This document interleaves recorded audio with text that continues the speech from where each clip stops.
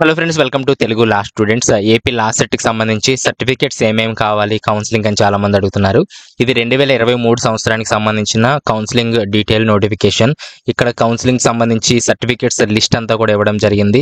రానున్న వీడియోలో ఈ నోటిఫికేషన్ అంతా కూడా డీటెయిల్ గా అయితే నేను ఎక్స్ప్లెయిన్ చేస్తాను. ఇప్పుడైతే మనం సర్టిఫికేట్స్ మాత్రమే చూద్దాము.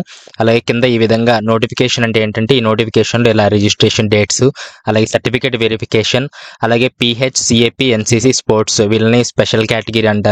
వీళ్ళు ఫిజికల్ గా వీళ్ళ సర్టిఫికేట్స్ ని వెరిఫై చేయించుకోవాల్సి ఉంటుంది.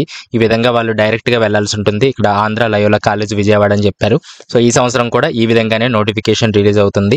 తర్వాత వెబ్ ఆప్షన్స్ వచ్చేసి ఈ విధంగా, అలాగే చేంజెస్ ఇన్ వెబ్ ఆప్షన్స్ అని చెప్పి, అలాట్మెంట్ ఆఫ్ అడ్మిషన్స్ అని చెప్పి, అలాగే సెల్ఫ్ రిపోర్టింగ్, అలాగే జాయినింగ్, కాలేజెస్ జాయినింగ్స్, ఇవన్నీ కూడా డేట్స్ ఈ విధంగా అయితే ఇవ్వడం జరుగుతుంది. మనం పైకి వచ్చేసినట్లయితే ఇక్కడ సర్టిఫికేట్ కి సంబంధించి ఒక 12 పాయింట్స్ అయితే మనకి ఇవ్వడం జరిగింది. ఇవన్నీ కూడా ఎక్స్ప్లెయిన్ చేస్తాను. ఒకసారి చూద్దాము. 2023కి సంబంధించిందండి, మళ్ళీ చెప్తున్నాను.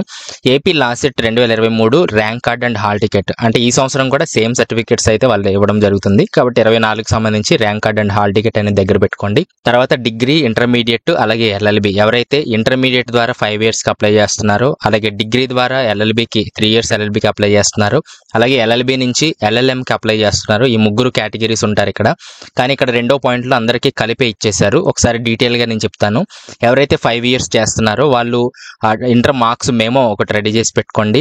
అలాగే పాస్ సర్టిఫికేట్, అలాగే మీరు పాస్ అయినట్లుగా ఒక సర్టిఫికేట్ అనేది వాళ్ళు ఇవ్వడం జరుగుతుంది. ప్రొవిజనల్ సర్టిఫికేట్ లాంటిది. ఆ రెండు కూడా మీకు కాలేజీలో నుంచి వస్తాయి.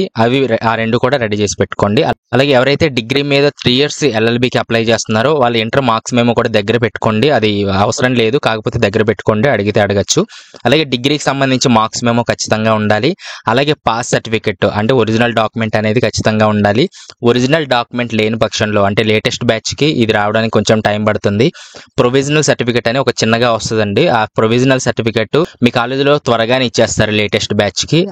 అది రెడీ చేసి పెట్టుకోండి. ఒకవేళ లాస్ట్ బ్యాచెస్, పాత బ్యాచెస్ అయినట్లయితే మీ దగ్గర ఓడి అనేసి ఉంటుంది, ఒరిజినల్ డాక్యుమెంట్ అని చెప్పి, అది రెడీ పెట్టుకోవాలి. అలాగే LLB నుంచి LLMకి ఎవరైతే అప్లై చేస్తున్నారో వారు LLBకి సంబంధించిన మార్క్స్ మేమో, అలాగే పాస్ సర్టిఫికేట్ అయితే దగ్గర పెట్టుకోవాల్సి ఉంటుంది. కాబట్టి అర్థమైంది అనుకుంటా. ఇంటర్మీడియట్, డిగ్రీ, అలాగే LLBకి సంబంధించి, అంటే LLMకి ఎవరైతే అప్లై చేస్తున్నారో వాళ్ళకి సంబంధించి పాస్ సర్టిఫికేట్, అలాగే మెమోరాండమ్ ఆఫ్ మార్క్స్ అనేది, అంటే మార్క్స్ మెమో అనేది దగ్గర పెట్టుకోండి. తర్వాత TC అండి. TC అంటే ట్రాన్స్ఫర్ సర్టిఫికేట్. ఇది చాలా ఇంపార్టెంట్. ఇది లేకపోతే మిమ్మల్ని ఎక్కడ అడ్మిట్ చేసుకోరు. ఒరిజినల్ ఉండాలి. అయితే చాలా మంది PG చేసి డిగ్రీ మీద అప్లై చేస్తారు. వాళ్ళు డిగ్రీ TC వెతుకుతూ ఉంటారు, కానీ దొరకదు. ఎందుకంటే TC ఒకటే ఉంటుంది. కాబట్టి మీరు లాస్ట్ స్టడీ ఏదైతే చేశారో ఆ TCనే మీరు ఇక్కడ సబ్మిట్ చేయాల్సి ఉంటుంది, అంటే అప్లోడ్ చేయాల్సి ఉంటుంది. కాబట్టి ఒకవేళ PG చేసినట్లయితే PGది ఇచ్చేయచ్చు, ప్రాబ్లం ఏమీ ఉండదండి TCకి. కాబట్టి TC అనేది చాలా ఇంపార్టెంట్. అలాగే TCకి సంబంధించి కొన్ని వీడియోస్ కూడా చేయడం జరిగింది. డిస్క్రిప్షన్లో ఇస్తాను, కొన్ని డౌట్స్ ఉంటే ఆ వీడియో కూడా వాచ్ చేయండి. తర్వాత 4th పాయింట్ వచ్చేటప్పటికి 10th క్లాస్ మార్క్స్ మెమో అనేది కూడా వాళ్ళు అడగడం జరుగుతుంది. అందరూ కూడా ఈ డిగ్రీ, ఇంటర్, అలాగే LLB ఎవరైతే ఉన్నారో అందరూ కూడా 10th మార్క్స్ మెమో కూడా దగ్గర పెట్టుకోనండి. 5th పాయింట్ మనం చూసినట్లయితే స్టడీ సర్టిఫికేట్స్ ఎప్పటివంటే పాస్ట్ 7 years మనకు కావాలని అడుగుతున్నారు. ఈ పాస్ట్ 7 years స్టడీ సర్టిఫికేట్స్ ఎందుకు అడుగుతారంటే, మీరు లోకలా, నాన్ లోకలా, ఏ స్టేట్లో చదివారనేది అక్కడ ఉండడం జరుగుతుంది. ఇప్పుడు ఇంటర్మీడియట్ వాళ్ళకి పాస్ట్ 7 years అంటే 6th to ఇంటర్మీడియట్ అంటే 7 years వస్తాయి. కాబట్టి 6వ తరగతి నుంచి 12వ తరగతి వరకు స్టడీ సర్టిఫికేట్స్ అనేది మీరు తీసుకోవచ్చు. ఒకవేళ మీ దగ్గర మిస్ అయినట్లయితే, ఏ కాలేజీలో, ఏ స్కూల్లో చదివారో అక్కడికి వెళ్తే మళ్ళీ వాళ్ళు రాసిస్తారు. పెద్ద ప్రాబ్లం ఏం లేదు స్టడీ సర్టిఫికేట్స్ తెచ్చుకోవడానికి. ఒకవేళ మీ కాలేజ్, స్కూల్స్ క్లోజ్ అయి ఉన్నట్లయితే ఒకసారి MEO ఆఫీస్కి, మండల ఎడ్యుకేషన్ ఆఫీసర్ దగ్గరికి వెళ్ళినట్లయితే అక్కడ డీటెయిల్స్ మీకు దొరికే అవకాశం ఉంది. ఒకవేళ అక్కడ కూడా సాధ్యం అవ్వకపోతే రెసిడెన్స్ సర్టిఫికేట్ 7 years మీరు తీసుకున్నట్లయితే మీరు లోకలా, నాన్ లోకల్ అనేది దీన్ని బట్టి తెలుస్తుంది. అలాగే డిగ్రీ వాళ్ళకి మనం చూసినట్లయితే ఈ 8th, 9th క్లాస్ నుంచి మనకు 7 years ఎక్కడ దాకా, అంటే డిగ్రీ ఫైనల్ ఇయర్ దాకా ఎక్కడైతే ఉందో ఈ 7 years స్టడీ సర్టిఫికేట్స్ అయితే రెడీ చేసి పెట్టుకోండి. LLMకి ఎవరైతే అప్లై చేస్తున్నారో వాళ్ళకి పాస్ట్ 7 years ఇంటర్మీడియట్ నుంచో 10th నుంచో ఉంటాయి కదా, అవి రెడీ చేసి పెట్టుకోండి. సో టోటల్గా అయితే పాస్ట్ 7 years ఒక లేని పక్షంలో ఇక్కడ రెసిడెన్స్ సర్టిఫికేట్ అయితే ఇవ్వడం జరుగుతుంది. అయితే చాలా MRO ఆఫీసర్స్ ఇవ్వట్లేదు అని అయితే చెప్పడం జరుగుతుంది. ఒకసారి వెళ్ళి రిక్వెస్ట్ చేయండి ఈ విధంగా ఉందని. అలాగే 7th పాయింట్ వచ్చేటప్పటికి లేటెస్ట్ ఇన్కమ్ సర్టిఫికేట్ ఉండాలి. అంటే ఆల్మోస్ట్ అందరి దగ్గర వైట్ రేషన్ కార్డు ఉంటుంది. అయితే వైట్ రేషన్ కార్డు ఎవరి దగ్గర అయితే ఉంటుందో వాళ్ళే ఇన్కమ్ సర్టిఫికేట్ అయితే మనం సబ్మిట్ చేయాల్సి ఉంటుంది. ఒకవేళ మీ దగ్గర రేషన్ కార్డు లేదు, మీ పేరెంట్స్ ఇన్కమ్ హైగా ఉంది అనుకుంటే రేషన్ కార్డు అసలు అవసరం లేదు, అంటే ఇన్కమ్ సర్టిఫికేట్ కూడా అవసరం లేదు. ఎందుకంటే మీకు రియంబర్స్మెంట్ కూడా రాదండి. కాబట్టి ఎవరికైతే వైట్ రేషన్ కార్డు ఉందో వాళ్ళు ఇన్కమ్ సర్టిఫికేట్ సబ్మిట్ చేయడానికి ట్రై చేయండి. వైట్ రేషన్ కార్డు ఉన్నా ప్రాబ్లం లేదు, ఆ నెంబర్ ఎంటర్ చేసిన ప్రాబ్లం లేదు. కానీ ఇన్కమ్ సర్టిఫికేట్ తీసుకోండి. ఇదైతే చాలా క్లియర్గా ఫాస్ట్గా మీకు ఈ వెరిఫికేషన్ టైంలో అయిపోవడం అయితే జరుగుతుంది. ఎవరైతే ఇన్కమ్ సర్టిఫికేట్ తీసుకుంటారో అక్కడ మీ నేమ్ ఉండేటట్లుగా చూడండి. ఫస్ట్ అప్లై చేసేటప్పుడే చెప్పండి మన నేమ్ అక్కడ ఉండాలండి. అంటే మాక్సిమం మీ నేమ్ ఉన్నట్లే వస్తుంది, కానీ చాలా మందికి రావట్లేదు ఆ విధంగా. కాబట్టి ఒకసారి గుర్తు చేస్తే సరిపోతుంది. తర్వాత Aadhaar card any govt ID అనేది మీరు ఒరిజినల్ రెడీ చేసి పెట్టుకోవాలి. తర్వాత 9th పాయింట్ వచ్చేటప్పటికి క్యాస్ట్ సర్టిఫికేట్ అనమాట. మీరు అప్లికేషన్ లో ఏదైతే క్యాస్ట్ ఇచ్చారో ఇప్పుడు కూడా అదే సబ్మిట్ చేయడానికి చూడండి. ఒకవేళ అక్కడ ఒకటి ఇచ్చేసి ఇక్కడ మీరు సబ్మిట్ చేయకపోతే ప్రాబ్లం ఏమీ లేదు, కాకపోతే మీరు జనరల్ కేటగిరీకి వెళ్ళిపోవడం జరుగుతుంది. కాబట్టి అప్లికేషన్ లో ఏదైతే మీరు క్యాస్ట్ ఇచ్చారో అదే సబ్మిట్ చేయడానికి అయితే ట్రై చేయండి.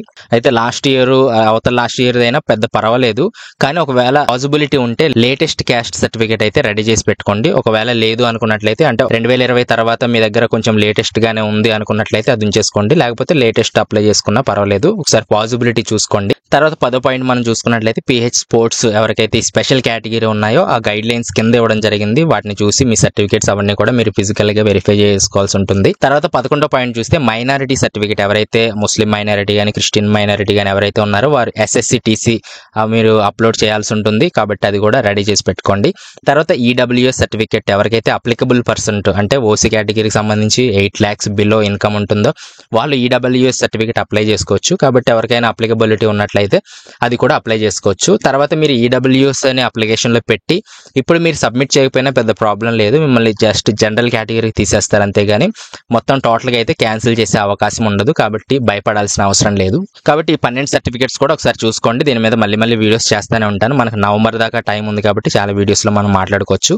అయితే మళ్ళీ మనం ఫీ పే చేయాల్సి ఉంటుంది రిజిస్ట్రేషన్ టైంలో. OC కేటగిరీ BC కేటగిరీకి 1000 రూపాయలు, అలాగే SC/ST BHకి 500 రూపీస్ ఈ విధంగా పే చేయాల్సి ఉంటుంది.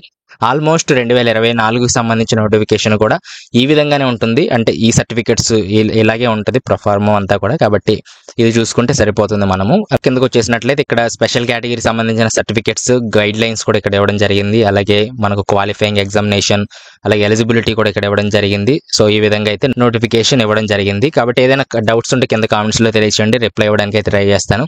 నెక్స్ట్ వీడియోలో మళ్ళీ కలుస్తాను. Thanks for watching.